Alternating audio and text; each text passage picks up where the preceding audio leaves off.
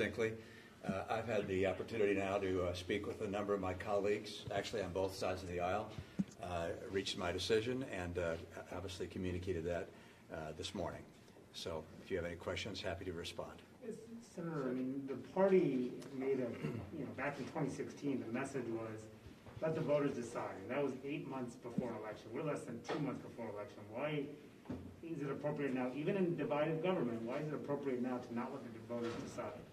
I think at this stage it's appropriate to look at the Constitution and to look at the precedent which has existed since the beginning of our country's history. And in a circumstance where a nominee of a president is from a different party than the Senate, then more often than not, the Senate does not confirm. So the Garland decision was consistent with that.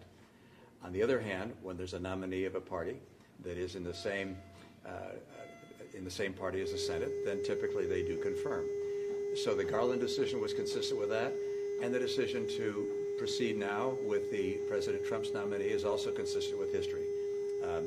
I came down on the side of the Constitution and precedent as I've studied it, and make the decision on that basis. You said that in your release that you would look at a nominee's qualifications. What qualifications are you looking for, and what would make you not consider someone that President Trump is putting forward? Well, I think it's straightforward in terms of the qualifications you look for, which is someone who is an expert of the law, someone who has a record of fairness and judgment that you think is consistent with the law.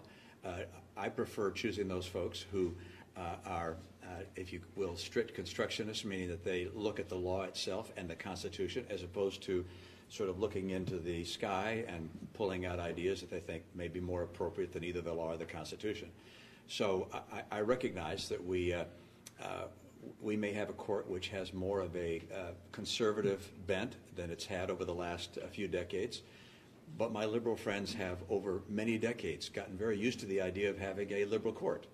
And that's not written in the stars. And I know that a lot of people are saying, gosh, we don't want that change. I understand the energy associated with that perspective. But it's also appropriate for a nation which is, if you will, center-right, to have a court which reflects center-right points of view, which, again, are not changing the law from what it states, but instead following the law and following the Constitution. Senator Romney, there's Supreme Court nominations take some time, and there isn't a lot of time before the election.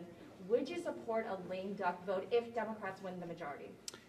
I'm not going to look at all the hypotheticals that might occur, but I've laid out what I intend to do, and that would be dependent upon, or not dependent upon the timing. I don't know whether the decision will be made before or after the election, meaning the final vote will be before or after the election. Would you be all right if the final vote was before the election? Would you have a problem with that? Well, my statement applies to the current circumstance, which means the timing will be decided by the Judiciary Committee and the majority leader as to when it gets to the floor. But if Biden wins, you'd be okay with a vote in a lame duck session if Biden wins?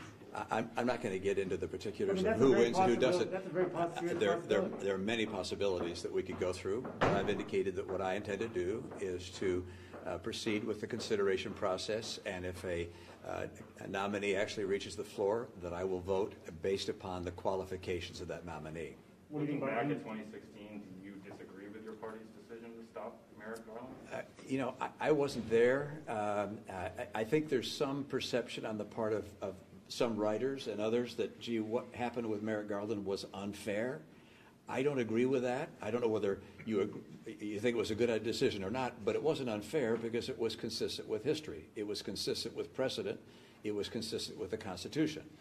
So the idea that the Merrick Garland decision was unfair and therefore it has to be made up by doing something which also wouldn't make a lot of sense, which is saying to President Trump, you can't get your nominee either, that just doesn't follow for me. The Garland decision was consistent with history. The decision to proceed with a new nominee is also consistent with history and precedent, and that's where I come out. Senator Romney, I know you said you will assess the nominee on his or her qualifications, but the president does have a list of 40 people out, and he's made it very clear that his nominee will always come from that list. Have you studied everyone on that list? Would you support anyone on that list?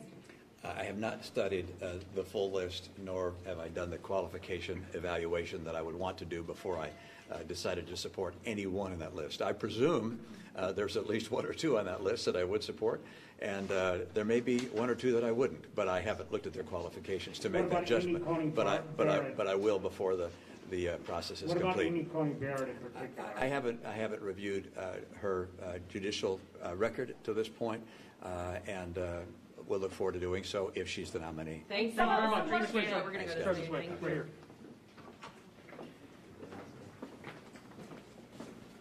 you.